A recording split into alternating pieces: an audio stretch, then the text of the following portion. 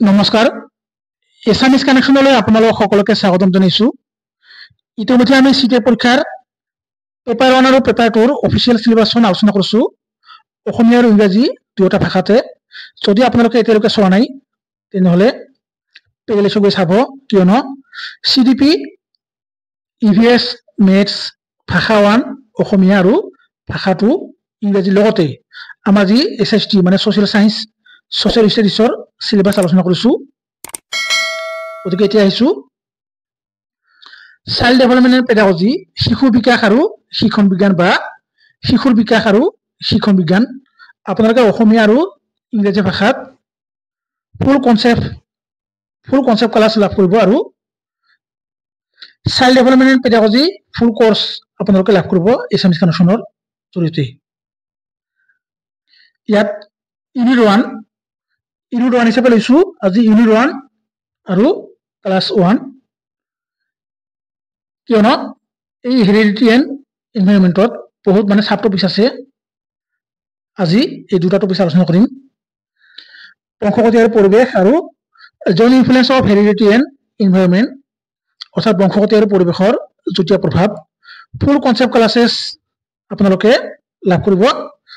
আজি হৈছে class 1 unit 1। গতিকে এতিয়া আহিছো আমি বংশগতি আৰু পৰিৱেশ মানে কি, ইয়াত এটা চমু আভাস দিছো। আপোনালোকে এইখিনি চোৱাৰ পিছত যি আমাৰ মেইন কনসেপ্ট আপোনালোকে লাভ কৰিব। ইন্ট্ৰডাকশন মানে প্ৰস্তাৱনা, মানুহৰ শিক্ষা আৰু বিকাশৰ ক্ষেত্ৰত সদায় বিবেচনা কৰিব লগা দুটা প্ৰবল দিশ হৈছে বংশগতি আৰু পৰিৱেশ, অৰ্থাৎ হেৰিডিটি এণ্ড এনভাইৰনমেন্ট। ইয়াক প্ৰকৃতি অৰ্থাৎ নেচাৰ মানে হেৰিডিটিক নেচাৰ বুলি কোৱা হয় আৰু পোষণ অৰ্থাৎ নাচাৰ মানে এনভাইৰনমেন্টক ইভিএছক নাচাৰ বুলি কোৱা হয়। কোনে কৈছিল? ইংলেণ্ডৰ বিখ্যাত মনোবিজ্ঞানী ফ্ৰেন্সিছ গেলটনে নামকৰণ কৰিছিল। মানে যি হেৰিডিটি এণ্ড এনভাইৰনমেন্ট ইয়াক বংশগতি আৰু পৰিৱেশৰ উপৰিও নেচাৰ এণ্ড নাচাৰ অৰ্থাৎ প্ৰকৃতি আৰু পোষণ বুলিও কোৱা হয় আৰু ইয়াৰ পৰা প্ৰশ্ন অহা দেখা যায়। মানুহে জন্মসূত্ৰে নিজ নিজ বিকাশযোগ্য ক্ষমতা, সম্ভাৱনীয়তা তথা সীমাবদ্ধতা আদিৰে গঢ়ি তোলা বংশগতি অৰ্থাৎ প্ৰকৃতি লগলৈ আহে। ই হৈছে বিকাশৰ মূলধন স্বৰূপ। মানে এটি শিশুৱে মাতৃ গৰ্ভত স্থিতি লাভ কৰাৰ পৰা মুহূৰ্তৰ পৰা কিছুমান ক্ষমতা, সম্ভাৱনীয়তা তথা সীমাবদ্ধতা আদিৰে কি হয় জন্মগ্ৰহণ কৰে আৰু তেতিয়াৰ পৰা বিকাশ আৰম্ভ হয় আৰু ই মৃত্যুৰ মুহূৰ্তলৈকে চলি থাকে। আৰু ই হৈছে বিকাশৰ মূলধন স্বৰূপ। জন্মগতভাৱে লাভ কৰা অন্তৰ্নিহিত শক্তি ক্ষমতাবোৰ আত্মপ্ৰকাশ আৰু বিকাশৰ থল হৈছে পৰিৱেশ অৰ্থাৎ নেচাৰ মানে এনভাইৰনমেন্ট মানে পোষণ। পৰিৱেশৰ প্ৰভাৱেৰে কৰা লালন পালন আৰু পোষণৰ জৰিয়তে সেই কি হয় বাস্তৱায়িত হবলৈ ধৰে।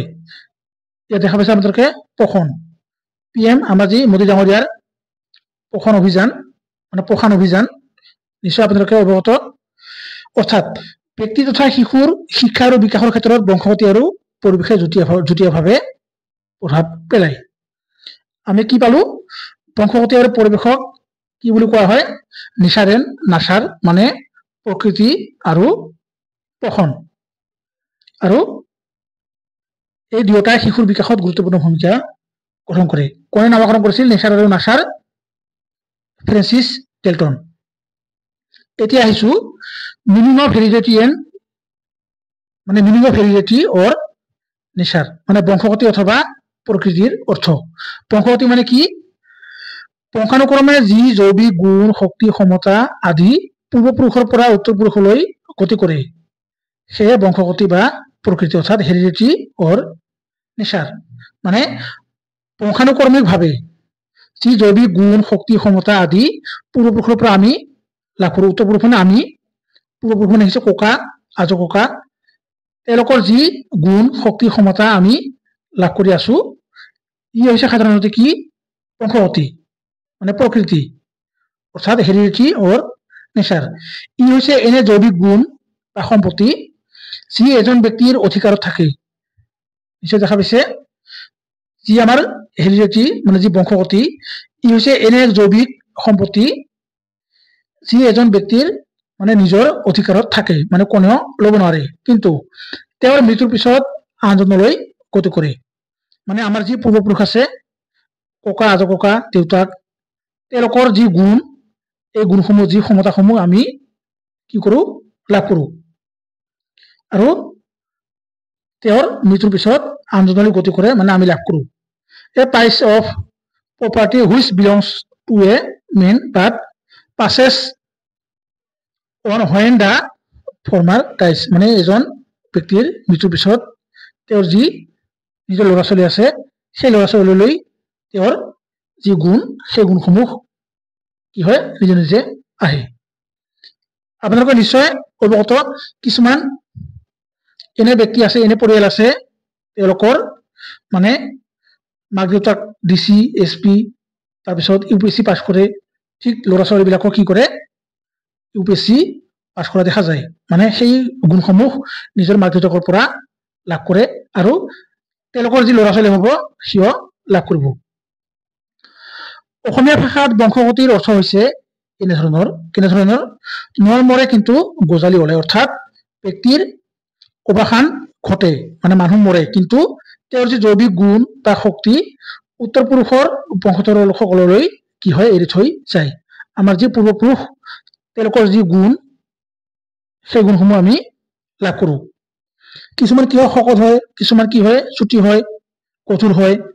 এইবোৰ ক'ৰ পৰা পাওঁ, আমি হেৰিডিটিৰ জৰিয়তে পাওঁ। সহজ ভাষাত ক'বলৈ গ'লে জন্মসূত্ৰে পূৰ্বপুৰুষৰ পৰা উত্তৰ পুৰুষলৈ গতি কৰা জৈৱিক গুণসমূহকে বংশগতি অৰ্থাৎ হেৰিডিটি বুলি কোৱা হয়। আমি কি পালো, যি জন্মসূত্ৰে আমি এজনৰ পৰা, মাক দেউতাকৰ পৰা যি গুণ লাভ কৰো, তাকে বংশগতি বুলি কোৱা হয়। বংশগতি সম্বন্ধে বিভিন্ন যি জীৱবিজ্ঞানী, মনোবিজ্ঞানী বিভিন্ন ধৰণৰ কি কৰিছিল, মতামত আগবঢ়াইছিল।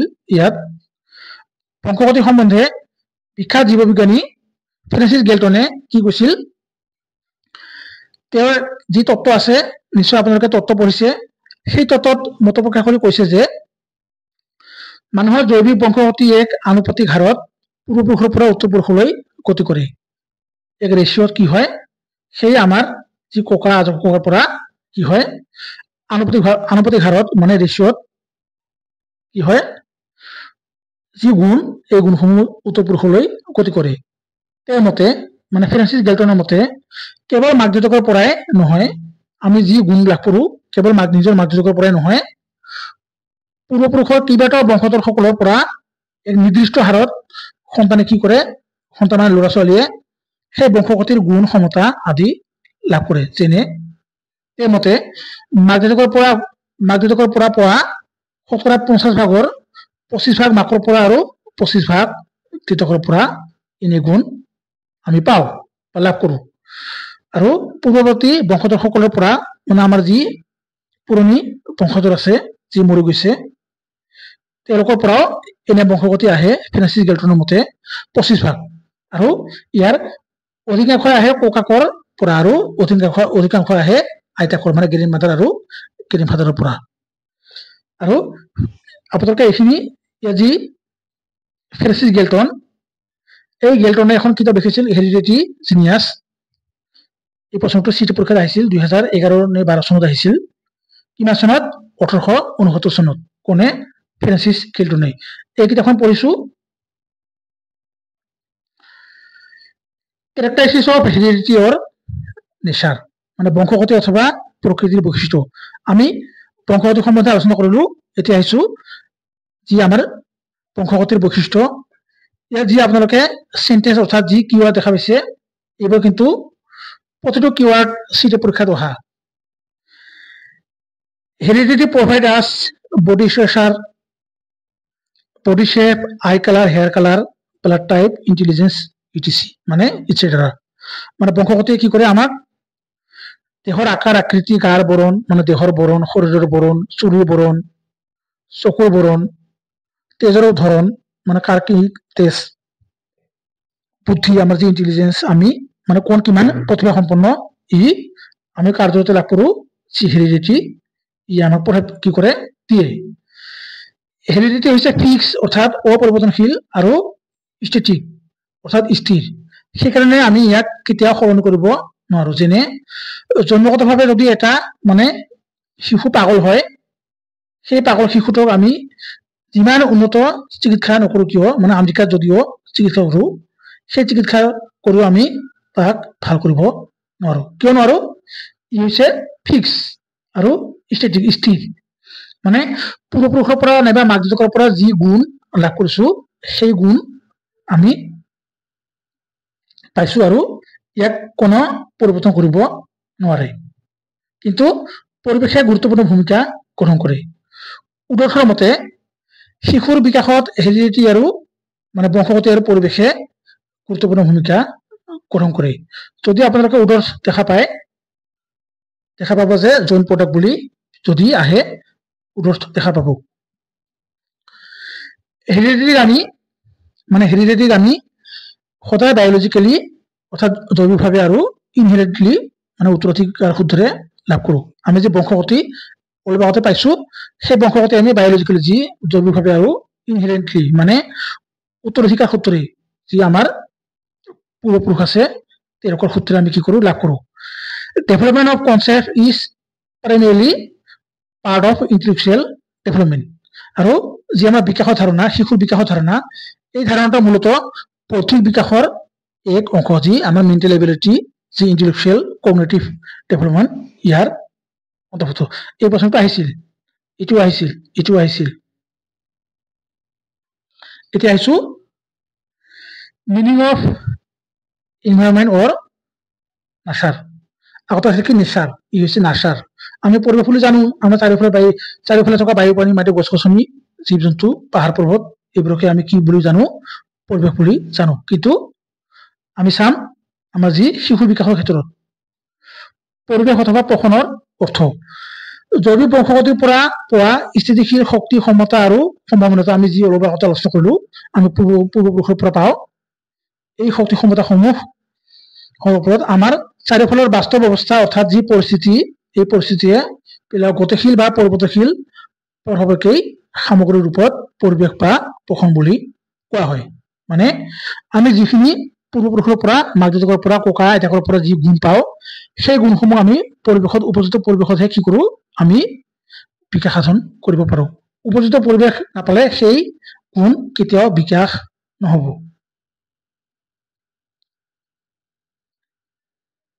বংশগতি অৰ্থাৎ প্ৰকৃতি হৈছে ব্যক্তি বিকাশৰ ক্ষেত্ৰত থকা অন্তৰ্নিহিত শক্তি, আৰু পৰিৱেশ অৰ্থাৎ পোষণ হৈছে ব্যক্তি বিকাশৰ ক্ষেত্ৰত থকা বাহ্যিক শক্তি।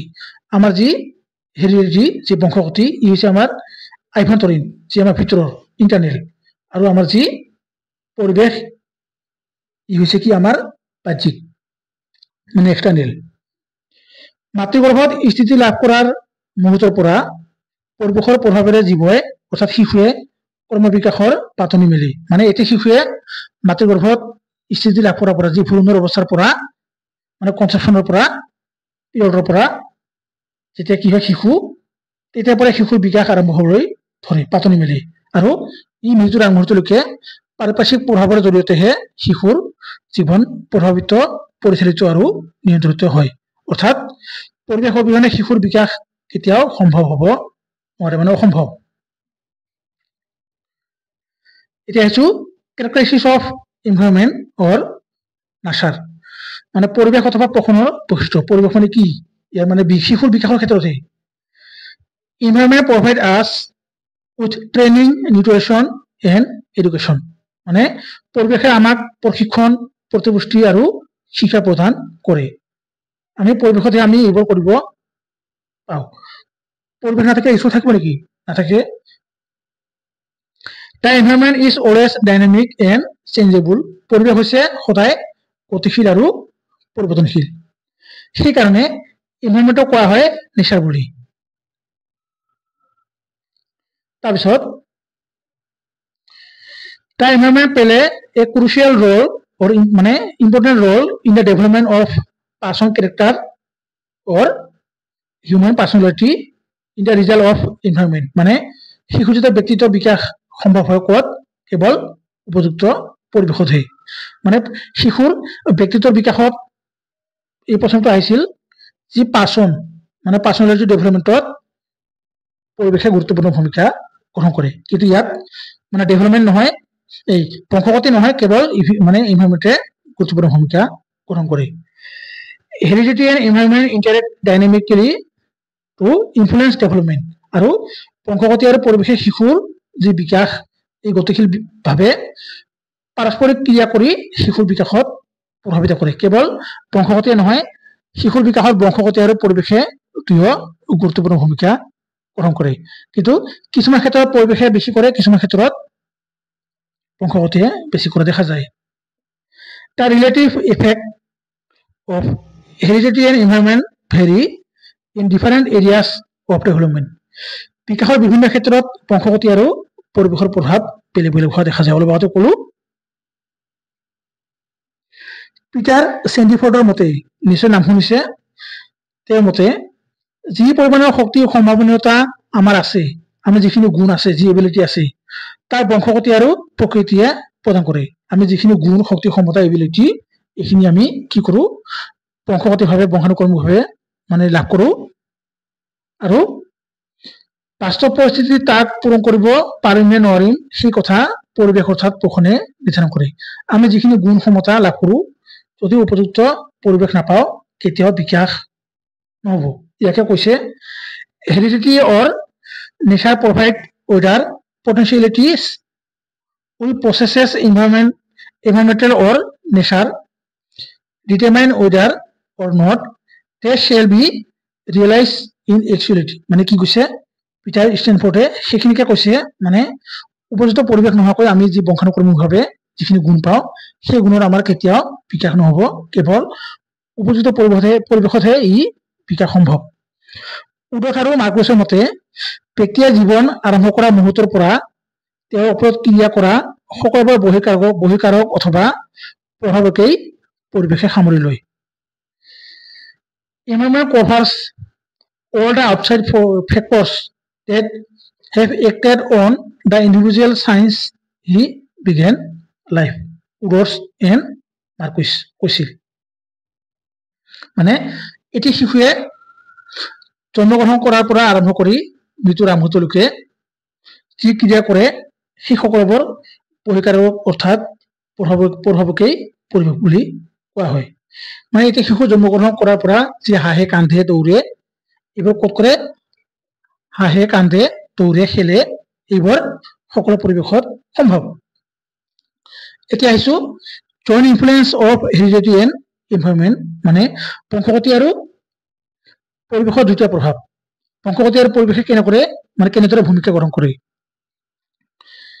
ব্যক্তিৰ শিক্ষা আৰু বিকাশৰ ক্ষেত্ৰত দুটা বহল মানে যি গুৰুত্বপূৰ্ণ দিশ হৈছে বংশগতি আৰু পৰিৱেশ এই দুটাক বাদ দি শিশুৰ বিকাশ কেতিয়াও সম্ভৱ নহয় আৰু শিক্ষাৰ কথা আমি চিন্তা চৰ্চা আৰু অধ্যয়ন কৰিব নোৱাৰো শিশুৰ শিক্ষা আৰু বিকাশৰ ক্ষেত্ৰত বংশগতিৰ প্ৰভাৱ মানে ভূমিকা আটাইতকৈ বেছি হয় নে পৰিৱেশৰ আটাইতকৈ বেছি অৰ্থাৎ কোনটাৰ প্ৰভাৱ আটাইতকৈ বেছি তাক প্ৰমাণ কৰা অসম্ভৱ মানে প্ৰমাণ কৰা সম্ভৱ নহয় মানে কিছুমান ক্ষেত্ৰত হেৰিডিটিয়ে বেছি মানে ভূমিকা গ্ৰহণ কৰে আৰু কিছুমান ক্ষেত্ৰত পৰিৱেশে কিন্তু ক'ত মানে কোনে কিমান বেছি মানে কিমান পাৰ্চেণ্টত কি কৰে ভূমিকা গ্ৰহণ কৰে তাক আমি কেতিয়াও প্ৰমাণ কৰিব নোৱাৰো আৰু ডাঙৰ ডাঙৰ মনোবিজ্ঞানী শিশু মনোবিজ্ঞানীসকলে তাক প্ৰমাণ কৰিব পৰা নাই আজিলৈকে কাৰণ এই দুয়োটা বিকাশ সাধনকাৰী শক্তিৰ প্ৰভাৱ হৈছে পাৰস্পৰিক মানে ইণ্টাৰ ৰিলেটেড যি ইণ্টাৰ ৰিলেটেড প্ৰশ্ন বাৰে বাৰে আহি থাকে মানে ডেভেলপমেন্ট হৈছে কি ইণ্টাৰ ৰিলেটেড কাৰ হেৰিডিটি এণ্ড এনভাইৰনমেন্ট মানে সামগ্ৰিক বিধৰ যাক স্পষ্ট আৰু বস্তুনিষ্ঠভাৱে পৃথক পৃথক ৰূপত অধ্যয়ন আৰু মূল্যায়ন কৰিব পৰা নাযায় ইয়াক এজোপা গছ বৃদ্ধি হৈ উঠাৰ মূলতে থকা গুটি আৰু মাটিৰ সম্বন্ধৰ লগত তুলনা কৰিব পাৰি মানে যদি পানী নাথাকে গছ হ'ব নোৱাৰে ঠিক সেইদৰে পৰিৱেশ অবিহনে শিশুৰ বিকাশ হ'ব নোৱাৰে বংশগতিয়ে শিশু তথা ব্যক্তি বিকাশৰ শক্তি সম্ভাৱনীয়তা অথবা মূল উপাদানসমূহক বহন কৰি আনে আৰু পৰিৱেশে এইসমূহক ব্যক্তিৰ নিজ নিজ পৰিস্থিতিৰ অনুকূল প্ৰতিকূল প্ৰভাৱ অনুসৰি বাস্তৱত ৰূপদান কৰি তোলে মানে ইয়াত কি আছে ৰুম, এই এনেকুৱা হ'ব ৰুম, মানে এই পদ এনেকুৱা হৈছে। সেয়ে দুয়োটাৰে নিজ নিজ গুণাত্মক মানে প্ৰডাক্ট অৰ মাল্টিপ্লিকেশ্যন, এই মানে গুণাত্মক প্ৰভাৱেৰে ব্যক্তিত্বই নিজস্বভাৱে বিকাশ লাভ কৰি উঠে। যি এটাৰ লগত আনটো তুলনীয় নহয়, মানে তুলনা কৰিব নোৱাৰি। মানে পৰিৱেশে বেছি ভূমিকা গ্ৰহণ কৰে নে বংশগতিয়ে, তাক আমি কেতিয়াও কম্পেয়াৰ কৰিব নোৱাৰো। উডছ আৰু মাৰ্কুছৰ মতে বংশগতি আৰু পৰিৱেশৰ মাজত যি সম্বন্ধ, এই সম্বন্ধ হৈছে কি যোগাত্মক, বৰং মানে যোগাত্মক নহয়, বৰং কি অধিকভাৱে গুণাত্মক অথবা পুৰমূলক। ইয়াত পাইছো নহয় product, join product. The relation of heredity and environment is not like addition but more like multiplication. কোনে কৈছিল? Woods and Marcus. যদি কেৱল উডছ থাকে তথাপিও শুদ্ধ, যদি দুয়োটা থাকে তথাপিও শুদ্ধ। কি কৈছে? বংশগতি আৰু পৰিৱেশৰ যি সম্বন্ধ, এই সম্বন্ধ আমাৰ যোগাত্মক নহয়, মানে যোগাত্মক বিধান নহয়, বৰং কি অধিকভাৱে গুণাত্মক অথবা পুৰমূলক, মাল্টিপ্লিকেশ্যন অৰ প্ৰডাকশ্যন প্ৰডাক্ট। ওপৰৰ আলোচনাৰ পৰা আমি ক'ব পাৰি যে বংশগতি আৰু পৰিৱেশ হৈছে এটা আনটোৰ পৰিপূৰক, কিন্তু পৰস্পৰ বিৰোধী নহয়। এটা আনটোৰ পৰিপূৰকহে, এটা অবিহনে আনটো হ'ব নোৱাৰে, কিন্তু পৰস্পৰৰ বিৰোধী নহয়। মানে কেৱল ইভিএছে ক'ব ময়ে বেছি ভূমিকা গ্ৰহণ কৰোঁ, মোৰ বাহিৰে মানে এই পৰিৱেশে ক'ব শিশুৰ বিকাশত ময়ে ভূমিকা গ্ৰহণ কৰোঁ, আৰু বংশগতিয়ে ক'ব নহয় ময়ে বেছি ভূমিকা গ্ৰহণ কৰোঁ। এইটো মানে কেতিয়াও মানে তুলনা কৰিব নোৱাৰি। এটা আনটোৰ সহযোগ নাপালে দুয়োটাৰে নিজ নিজ প্ৰভাৱ কি হয়? নিৰৰ্থক হয়, নিগেটিভ হয়। মানে শিশুৰ বিকাশত বংশগতি আৰু পৰিৱেশ দুয়োটাই গুৰুত্বপূৰ্ণ ভূমিকা গ্ৰহণ কৰে। শিশু তথা ব্যক্তিৰ বিকাশত বংশগতি আৰু পৰিৱেশে গুৰুত্বপূৰ্ণ ভূমিকা গ্ৰহণ কৰা দেখা যায়। মানে crucial role or important role in the development of children or child. সেইকাৰণে কোৱা হয় development is influence by both heredity and environment, অৰ্থাৎ বিকাশ বংশগতি আৰু পৰিৱেশ, এই পৰিৱেশৰ দ্বাৰা কি হয়? প্ৰভাৱিত হোৱা দেখা যায়।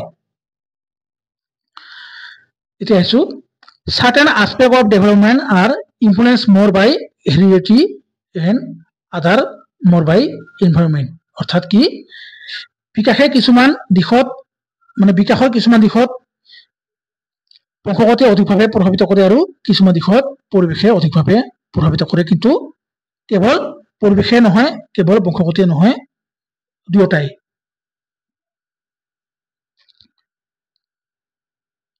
হেৰিডিটি আৰু এনভাইৰনমেণ্টক এডেটিভ বুলি কোৱা নহয়। যি এডেটিভ যোগাত্মক নহয়, আমি পাইছো উদাহৰণৰ মতে ইয়াক জইণ্ট প্ৰডাক্ট অৰ মাল্টিপ্লিকেশ্যন বুলি কোৱা হয়। হেৰিডিটি আৰু এনভাইৰনমেণ্টৰ জৰিয়তে শিশুৰ কি হয়? বিকাশ সম্ভৱ হয়। কিছুমান দিশত হেৰিডিটিয়ে বেছি গুৰুত্বপূৰ্ণ ভূমিকা গ্ৰহণ কৰে আৰু কিছুমান দিশত মানে এনভাইৰনমেণ্টে ভূমিকা গ্ৰহণ কৰা দেখা যায়। এইখিনি আছিলে আমাৰ যি বংশগতি আৰু পৰিৱেশ সম্বন্ধে আমাৰ যি কনচেপ্ট। আশা কৰিছো আপোনালোকে নিশ্চয় বুজি পালে। ইয়াৰ পৰৱৰ্তী সময়ত আমাৰ যি বাকীখিনি কনচেপ্ট আলোচনা কৰিম, গতিকে শেষত জয় আই অসম।